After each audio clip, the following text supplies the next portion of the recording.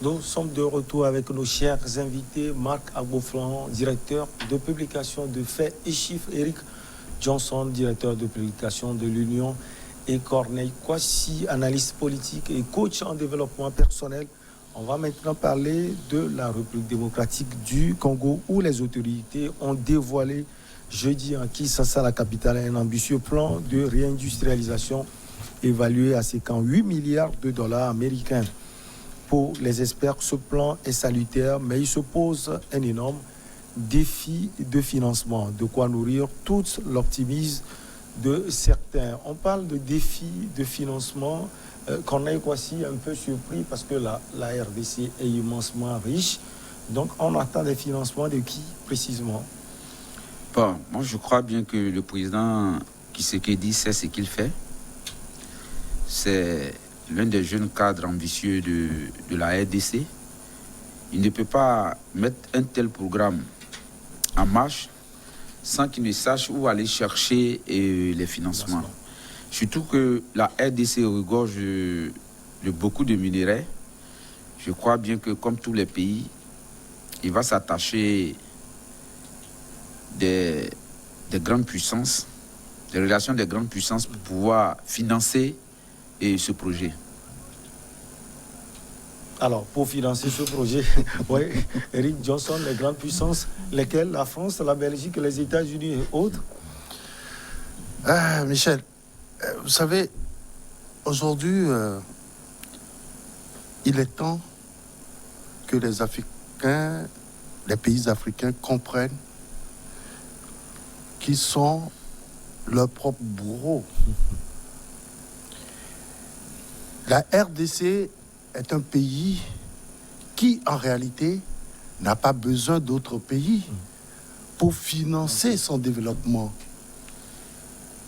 Si nous prenons juste les ressources naturelles, je commence par l'eau. En disant par exemple que, après une étude qui a été effectuée dans ce pays-là, il a été tout simplement dit que la RDC peut porter un barrage hydroélectrique pour électrifier toute l'Afrique. Les Africains, après cette étude, n'ont rien fait. Les pays africains, tout le monde est au courant de cette étude-là. Mais personne... Ils étaient émerveillés. Ils étaient émerveillés et ça s'est arrêté là. Ça s'est arrêté là. Il n'y a pas d'action. Personne n'a voulu prendre cette étude-là pour quand même que ça se réalise un jour. Nous prenons les ressources minières en RDC. Mais aujourd'hui, ces ressources-là sont partagées entre les pays occidentaux et les pays frontaliers de la RDC. Nous voyons aujourd'hui ce qui se passe au Rwanda. Tout le monde en parle. Tout le monde est content du niveau de développement de ce pays dans presque tous les domaines. Mais par rapport à la RDC, ce pays-là ne vaut pratiquement même pas le 10e. Mais c'est à partir de la RDC que ce pays, le petit Rwanda, arrive à engager ses ressources financières pour financer son développement. Parce que, de temps à autre, il y a des incursions, des groupes armés rwandaises sur le sol congolais, à la recherche de quoi? Des minerais. De connivence avec le premier exécutif ou bien l'exécutif rwandais. Attends, c'est de fait. C'est de fait. Il faut voir comment les Chinois ont pris d'assaut ce pays avec la construction d'usines d'entreprises minières. Pas seulement la RDC, mais toute l'Afrique d'ailleurs. Les Chinois sont partout. Oui, mais nous parlons de la RDC. D'accord. Ça nous intéresse énormément parce que pour moi, c'est le pays qui peut porter aujourd'hui le développement en Afrique. Ouais.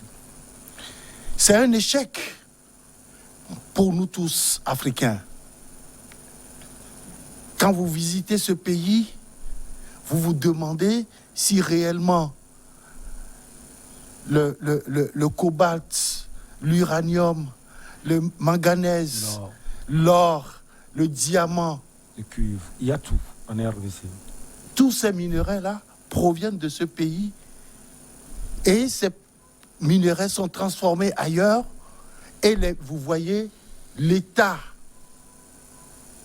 des Congolais, vous vous posez des questions. C'est-à-dire que la pauvreté ambiante dans ce pays par rapport à ce qu'est ce pays. Aujourd'hui, je suis d'accord avec le président Tshisekedi qui veut réindustrialiser son pays parce que il y a un constat qui a été fait qu'au départ du colonisateur, la Belgique, il y avait au moins 9600 entités industrielles. Aujourd'hui, on se retrouve avec 507. Ça veut dire que toutes ces industries-là, toutes ces unités productives-là sont parties.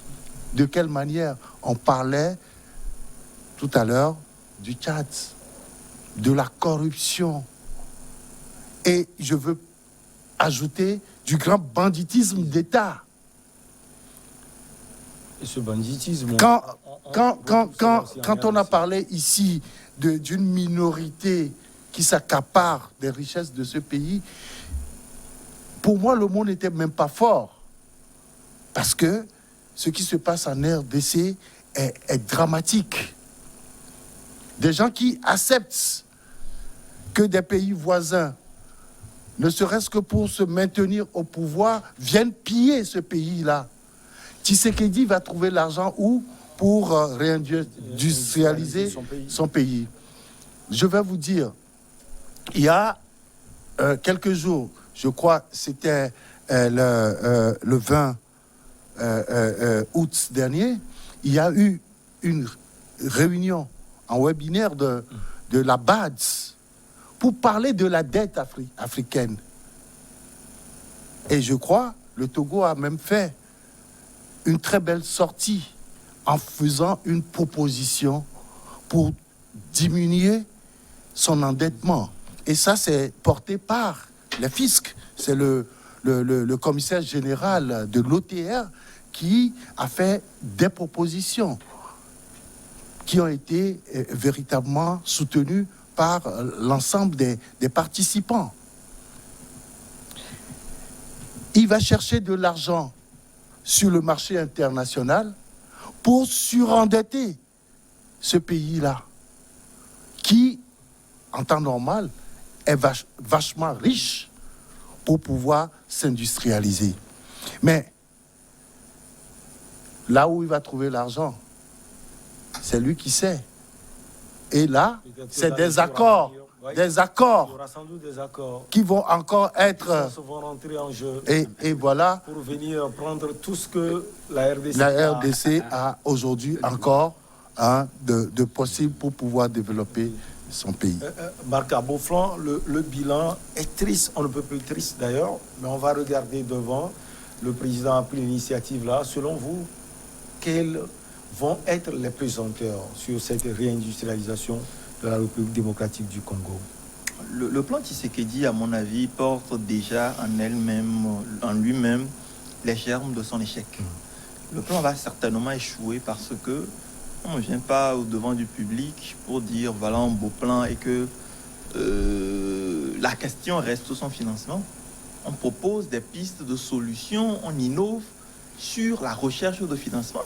Et 58 milliards de dollars, c'est quoi? La moitié du chiffre d'affaires d'une ou de deux compagnies minières opérant en RDC. Et donc, à mon avis, s'il y a une véritable volonté de bien faire les choses, on ne devrait pas être en train de discuter sur ce plan-là. Ce plan devait être en train d'être mis en œuvre. Mais les pesanteurs, comme vous le dites, d'abord ce sera la fragilité du pouvoir de Tshisekedi lui-même. Tshisekedi, même si son cas est un peu différent de beaucoup de présidents africains, est un mal élu. Et mal élu, et il n'a pas toutes les rênes du pouvoir en RDC. D'abord, le premier pôle de pouvoir en RDC, ce sont les multinationales qui contrôlent la plupart des mines. Ensuite, c'est le clan Kabila qui, parce que porté d'abord par le père et puis ensuite le fils, avec une longévité au pouvoir, s'est tissé. Le troisième côté, c'est les politiques richissimes qui font un peu partie des multinationales, c'est-à-dire les Katumbi, les Fayoulou, qui finalement sont plus puissants que Tshisekedi aujourd'hui, qui détient l'appareil d'État en main. Comprend Katumbi lui seul même. Katumbi lui seul non seulement est puissant, mais il a une bonne assise au sein du Katanga. Ouais. Tshisekedi n'a même pas l'aura de son père, même si ça lui a profité un peu, n'a pas la base électorale là, qui peut lui donner une certaine... Ce qui fait qu'il est fragile. Et vous allez voir, il vogue de plan en plan, de stratégie en stratégie. Il y a eu les 100 jours, après les 100 jours, il y a eu... Et pourquoi ça ne porte pas, l'une des premiers pesanteurs, c'est sa fragilité politique même au sein de la RDC.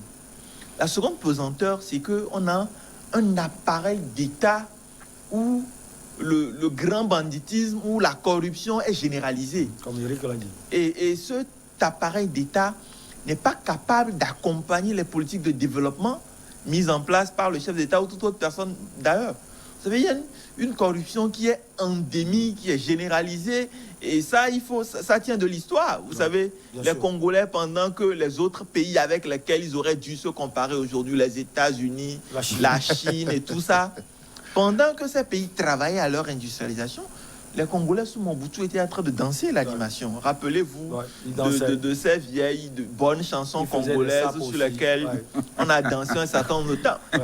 Malheureusement, tout ça rattrape. Le Congo aussi, c'est le Congo qui a inauguré en Afrique la tradition des éléphants blancs. Et sous le mandat Tshisekedi, il y a eu plusieurs éléphants blancs déjà. C'est ce qui fait que son premier allié se retrouve aujourd'hui en prison. Et donc, quelle garantie que ces 58 milliards de dollars, si demain ils sont mobilisés, une bonne moitié ou même la totalité, ne va pas partir, que ce soit en corruption, que ce soit, je ne sais pas, en pot de vin, et que sur le terrain, ça ne va concrètement rien changer. Je pense que si Tshisekedi arrive à reprendre l'appareil de l'État en main, parce que je crois aujourd'hui qu'il ne possède pas l'appareil de l'État complètement. S'il arrivait à reprendre l'appareil de l'État en main, il aurait suffi pour lui de renégocier un certain nombre de contrats, surtout d'attribution d'un certain nombre de mines, un certain nombre de multinationales qui opèrent au Congo et dont des fois l'État congolais n'a même pas le 10e des revenus de ces entreprises-là. Il suffirait de négocier un certain nombre de contrats et il pourra lever plus que ça. Mais il faut une volonté réelle, mais il faut aussi de la stratégie pour se donner une base politique. Parce que le Congo, au-delà d'être assez vaste, c'est une multitude d'ethnies, c'est une multitude de régions, de zones, c'est une multitude de gouverneurs dont malheureusement aujourd'hui, il n'a aucun contrôle, il n'a pas le contrôle et sans lesquels il ne pourra pas faire bouger l'appareil d'État congolais. Je voudrais juste ajouter un petit truc à ce que Marc vient de dire, c'est la stratégie à mettre en place pour mobiliser tout cet argent. Vous rappelez, quand on a fait le PND ici, le Plan National de Développement, il a été clairement dit que l'État va s'appuyer sur le secteur privé qui va financer à hauteur de 65% ce plan national de développement. Je crois que cela va de cette stratégie. Or, en RDC déjà, il y a de puissants groupes qui peuvent financer ce plan de réindustrialisation.